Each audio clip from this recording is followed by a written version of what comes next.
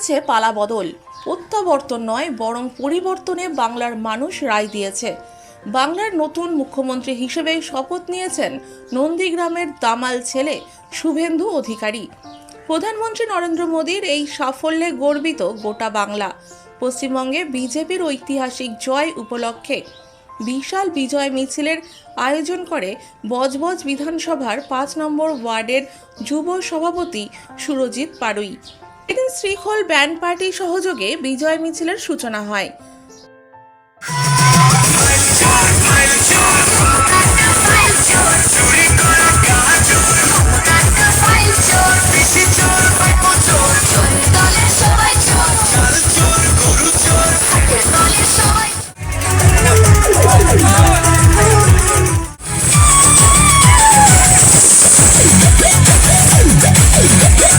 বারোকাছাড়ি থেকে শুরু হয়ে বিজয় মিছিল কালীনগরে গিয়ে সমাপ্ত হয়।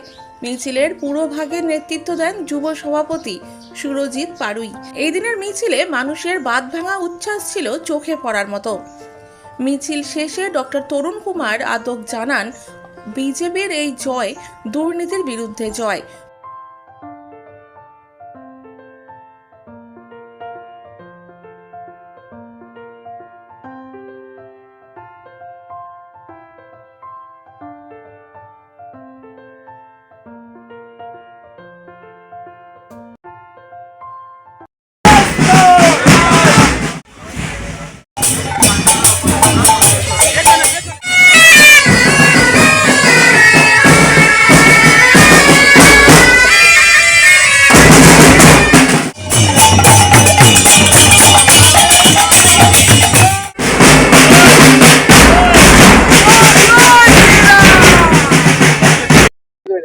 এই বিজয় মিছিলকে সবাইকে উৎসাহ করার জন্য, আনন্দিত করার জন্য বলবো।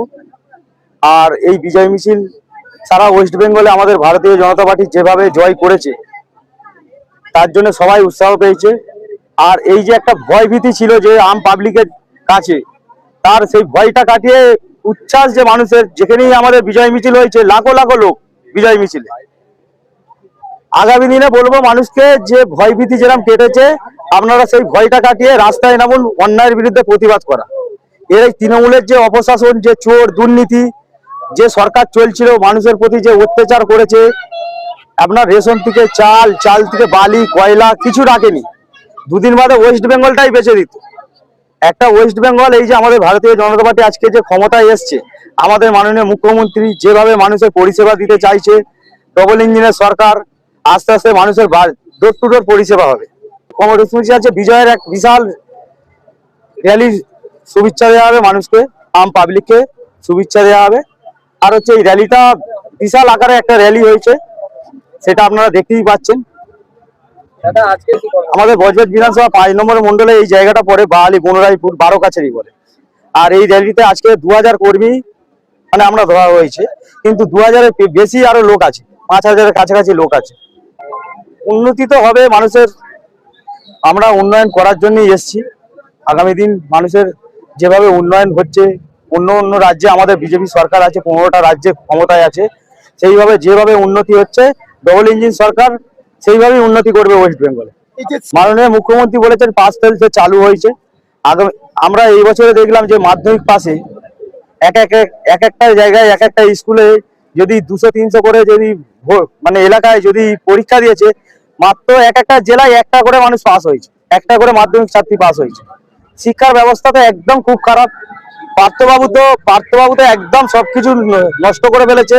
শিল্পও নেই, যেভাবে মানুষের উপরে কোনো শিক্ষা এলে যেভাবে অত্যাচার হতো, শিক্ষা একটা কোনো কোম্পানি এলে তোলার ব্যাপার, যে সিন্ডিকেট ব্যাপারটা ছিল, ঠিক আছে, সিন্ডিকেটটা থাকবে না। ওয়েস্ট বেঙ্গলে শিল্প আসবে, সেই নিয়ে ভারতীয় জনতা পার্টি ক্ষমতায় এসছে যে শিল্প করার। মানুষের কালকে মাননীয় মুখ্যমন্ত্রী এসছে, আমিও গেছিলাম, সেখানে মানুষের যে উচ্ছ্বাস, সেই হিসাবে পাবলিকের যা উচ্ছ্বাস, যেভাবে ভোটারদের উচ্ছ্বাস, সেইভাবে কলতা বিধানসভা ক্ষমতা আমরা 21 তারিখে আসছি। সাধারণ মানুষের এই যেরকম বার্ধক্য ভাতা, কিছু লোক আসে আমার কাছে বার্ধক্য ভাতা, জলের সমস্যা সব থেকে বিশাল আমাদের এখানে। যেভাবে প্রধানমন্ত্রী যে হার ঘর জল যে কর্মসূচিটা চালু করেছিল, সেই জলের এখনো পর্যন্ত মানুষ জল বাড়িতে পায়নি। ঠিক আছে, কল এসছে জল পাইনি, কিন্তু এর টাকা অলরেডি খাওয়া হয়ে গেছে। কল পেয়েছি আমরা, জল পাইনি।